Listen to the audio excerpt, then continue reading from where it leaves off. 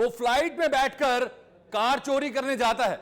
आलीशान विला और महंगी गाड़ियां और रहीसी से भरी जिंदगी जीना जिसका शौक है, जिसने अपने चोरी के 27 साल के करियर में 5000 से ज्यादा कारें चुराई हैं। हथियारों और गेंडे के सींगों की तस्करी, मनी लॉन्ड्रिंग और कार चोरी के लिए किसी को भी मौत के घाट उतार देना उसका पेशा है।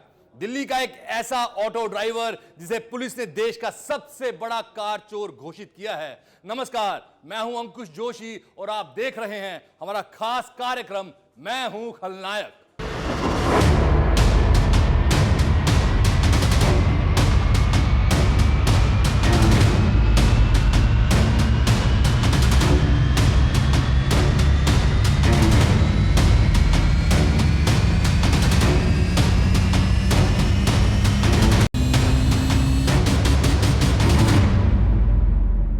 27 साल पहले दिल्ली की सड़कों पर ऑटो चलाने वाला अनिल चौहान कैसे बना देश का महाचोर।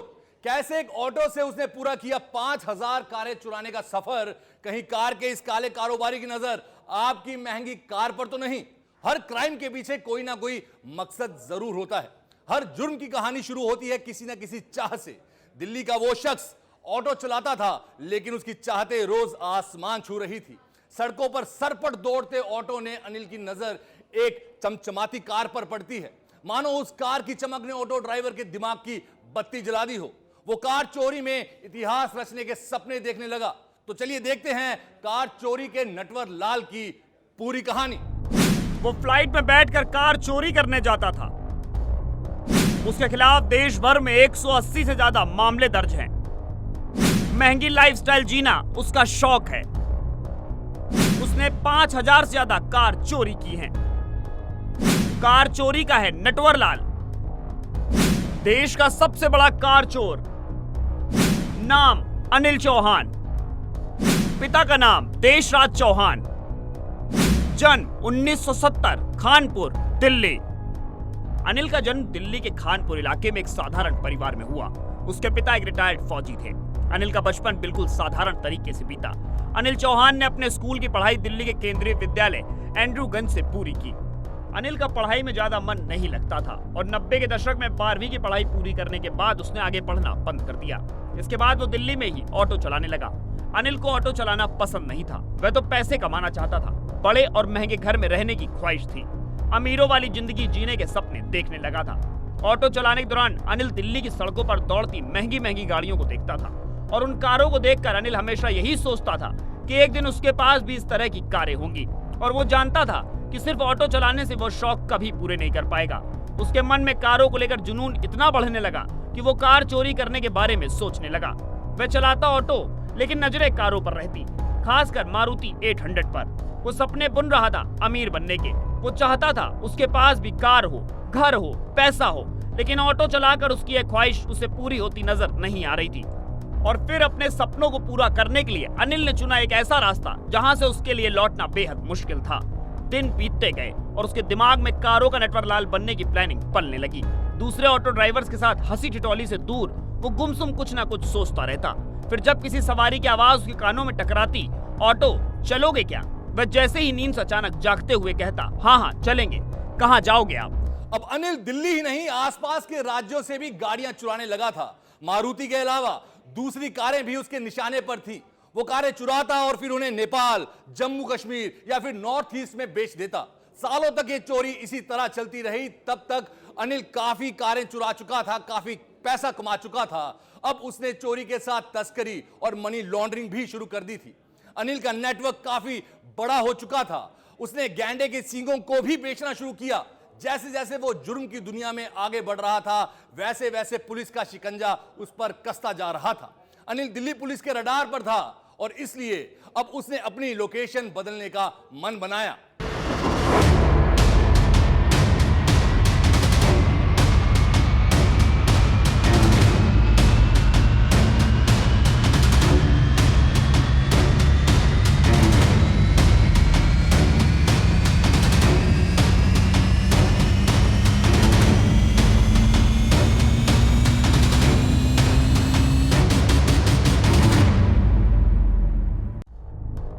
साल 1990 आज की दिल्ली से एकदम अलग। सड़कों पर न ज्यादा भीड़ भाड़ न ट्रैफिक, ज्यादातर टू व्हीलर्स ही सड़कों पर दौड़ते नजर आते थे।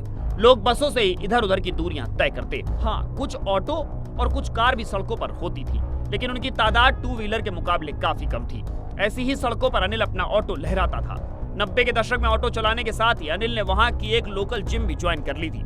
जिम में अनिल की मुलाकात राजकुमार नाम के एक शख्स से होती है और राजकुमार ने आगे चलकर अनिल की पहचान अपने एक दोस्त शिवा से करवाई। राजकुमार और शिवा ने अनिल को बताया कि कैसे वो दोनों महंगी गाड़ियों को चोरी करके नेपाल में उसके पार्ट्स बेच देते हैं। अनिल को जैसे मानो अपने गुरु मिल गए थे। अनिल को लगने लगा था कि उसे भी इस कार चोरी के धंधे में उतरना चाहिए। सिर्फ ऑटो चलाते चलाते वो कभी अमीर नहीं बन पाएगा। इसीलिए अनिल ने ठान लिया कि वो भी अब राजकुमार और शिवा के साथ मिलकर कार चोरी का काम शुरू करेगा। और एक दिन वह मौका मिल ही गया जब उसे अपनी प्लानिंग को टेस्ट करना था। अनिल ने दिल्ली के रोहिणी इलाके में राजकुमार और शिवा के साथ मिलकर रात के अंधेरे में एक घर के बाहर खड़ी मारुति 800 को चुराने का प्लान बनाया। तीनों ने रात के अंधेरे में सुनसान सड़क पर इस वारदात को अंजाम दिया। बड़ी सफाई से तीनों ने कार को चुराया और अगले ही दिन नेपाल में जाकर उसे बेच दिया। अनिल की ये पहली कार चोरी थी और इसमें वो सफल रहा। उस कार चोरी से जो पैसे मिले, इन पैसों से तीनों ने अय्याशी की। अनिल को अब लगने लगा कि यही वो काम है जिसके लिए वो बना है। उसकी आंखों पर अब पैसों की पट्टी बंध चुकी थी। अनिल का आत्मविश्वास अब बढ़ गया था। अनिल अब सोचने लगा था कि वो इसी तरह से कार चोरी करता रहेगा और अपने सारे शौक पूरे कर लेगा।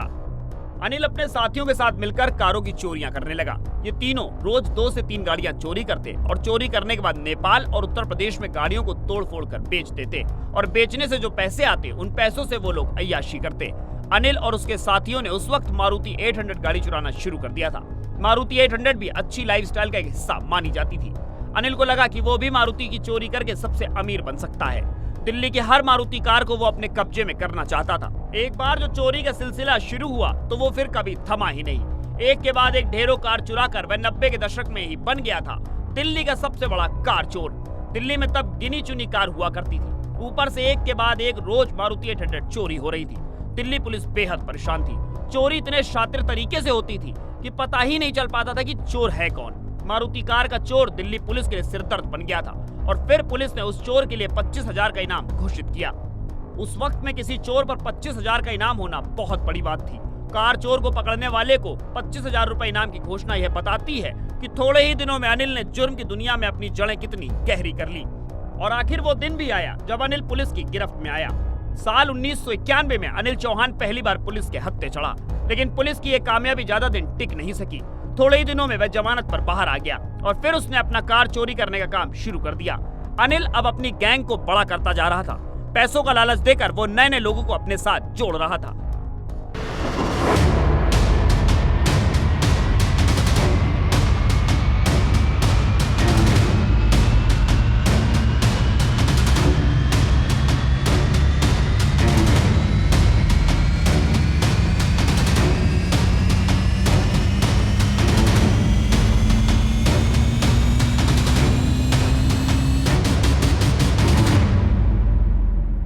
कार चोरी के नटवर लाल को अब दिल्ली पुलिस का डर सताने लगा था। इसीलिए अब अनिल चौहान ने दिल्ली छोड़कर कहीं और जाने का प्लान बनाया।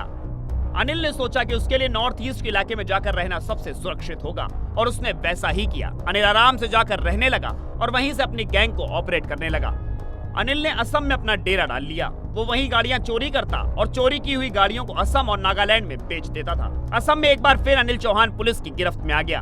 पुलिस ने अनिल को एक कार चोरी के इल्जाम में गिरफ्तार कर लिया। अनिल जेल चला गया और जेल में अनिल की मुलाकात राजू वर्मा से हुई। राजू भी कार चोरी के इल्जाम में जेल में सजा काट रहा था। राजू वर्मा को अनिल अपनी गैंग में शामिल कर लेता है।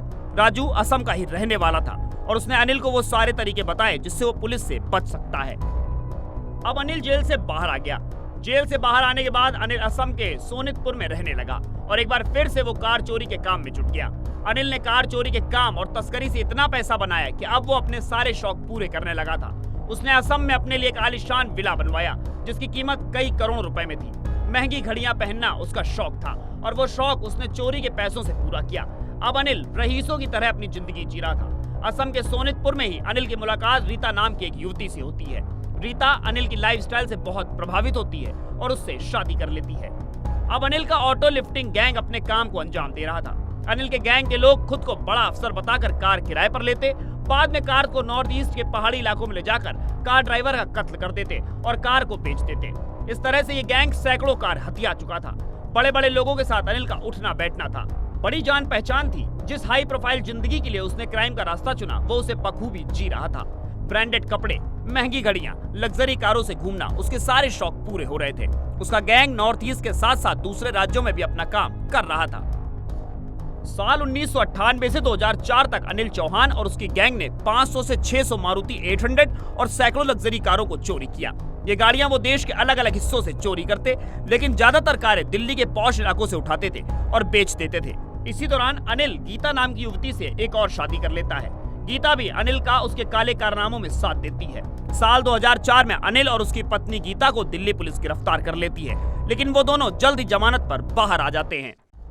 साल 2005 में अनिल चौहान को फिर से पुलिस पकड़ लेती है और उनके पकड़े जाने से पुराने 80 केस सॉल्व हो जाते हैं, लेकिन अनिल अपनी जान पहचान के दम पर जेल से बाहर आने में कामयाब हो जाता है। हमारे जिले की स्पेशल स्टाफ की टीम ने अनिल चौहान नामक इस चोर को गिरफ्तार किया है। इसको मास्टर थीफ कहा जाता है। ये 90 के दशक से गाड़ियाँ चुरा रहा है, लगातार गाड़ियाँ चुरा रहा है। इसने करीब कहते हैं 5000 से 6000 के लगभग गाड़ियाँ चुराई हैं। पहले मारुति 800 गाड़ियाँ चुराता था, उसके बाद अलग अलग टेक्निक से, मतलब फिर उसने नकली चाबी बना के गाड़ियाँ चुराना शुरू किया और अब इलेक्ट्रॉनिक की आ गई है तो ये उसको भी रीप्रोग्राम करके गाड़ियाँ चुराया करता है। आजकल ये फॉर्च्यूनर गाड़ियाँ चुराता है। गाड़ी चुरा के उसको नॉर्थ ईस्ट के स्टेट्स में ले जाके आसाम, नॉर्थ ईस्ट और जम्मू कश्मीर इस तरह के इलाकों में जो थोड़ा दूर हैं दिल्ली प्रदेश से, वहाँ जाकर नेपाल तक ये अपनी गाड़ियाँ बेचता है। तो इसने इस तरीके से बहुत पैसा भी कमाया और एक समय ये गाड़ियों के डिस्ट्रीब्यूटर तरह बन गया था। दिल्ली से गाड़ी चोरी होती थी, वहाँ पहुँचती थी और आगे ये बेच दिया करता था। आसाम जाके ये कॉन्ट्रैक्टर बन गया, गवर्नमेंट कॉन्ट्रैक्टर बन गया। उधर भी उसने बहुत पैसा बनाया और फिर ये ईडी की गिरफ्त में आ गया। तो ईडी ने भी इस पर रेड किया है, इसकी संपत्ति को जब्त किया है।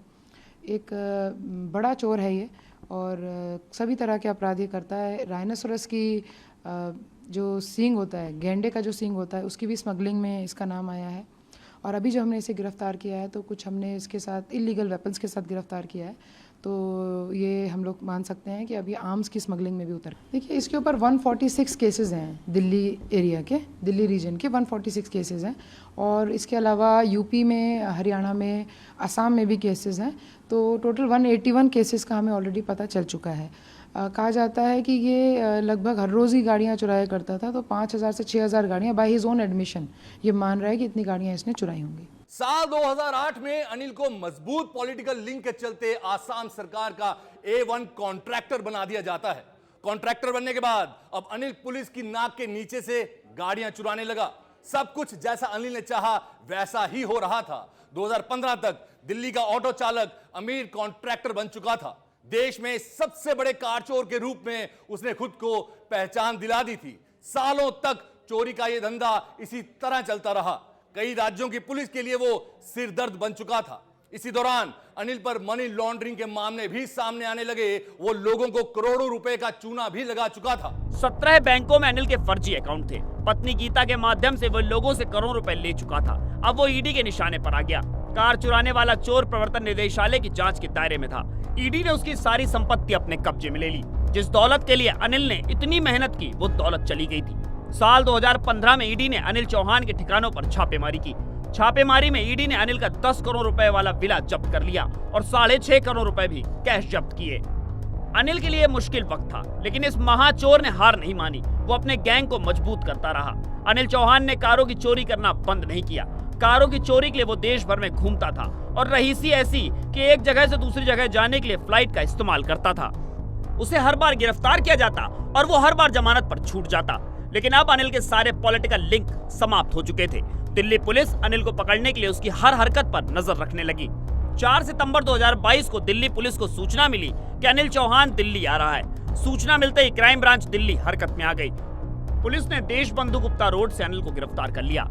अनिल के पास से 6 पिस्तौल, 7 कारतूस और एक चोरी की कार बरामद हुई। 2015 में भी गिरफ्तार हुआ था और तब ये आसाम से गिरफ्तार हुआ था और ईडी ने भी इसकी जांच पड़ताल की थी। तो उस वक्त भी बहुत सारी संपत्ति इसकी सीज की गई थी। उसमें उसके विलास और एक मंदिर भी कहते हैं इसने अपने लिए बनवाया है, तो वो सब कुछ जब्त किया गया था। अभी हम इसके मोडस ऑपरेंडी और इसके जो एसोसिएट्स हैं उनको तलाश कर रहे हैं, उस पर हम लोग जांच कर रहे हैं ये किस तरह काम करते थे, किस तरह का सिंडिकेट है। ये सिंडिकेट का जो किंग पिन है, तो अब ये हमारी गिरफ्त में है, लेकिन जो आसपास का जो सिंडिकेट है ये एक इंडस्ट्री की तरह काम कर रहा था गाड़ियों को चुरा के आगे बेचने के। तो उसमें हम लोग अपनी जांच को आगे बढ़ाएंगे, इन्वेस्टिगेशन को आगे बढ़ाएंगे और जो भी इसने अपराध किए हैं कोशिश करेंगे इसको सजा दिलवाएं। अपराधी चाहे कितना ही शातिर हो, चाहे उसका नेटवर्क कितना ही बड़ा हो, एक ना एक दिन वो कानून के शिकंजे में जरूर आ जाता है। और वही हुआ अनिल चौहान उर्फ कार चोर नटवर लाल के साथ। देश का सबसे बड़ा कार चोर पकड़ा जा चुका है और फिलहाल वो जेल में अपने गुनाहों की सजा काट रहा है। आज के लिए हमारे शो में इतना ही। अगली बार हम फिर से हाजिर होंगे एक और खलनायक की कहानी के साथ। तब तक के लिए जय हिंद।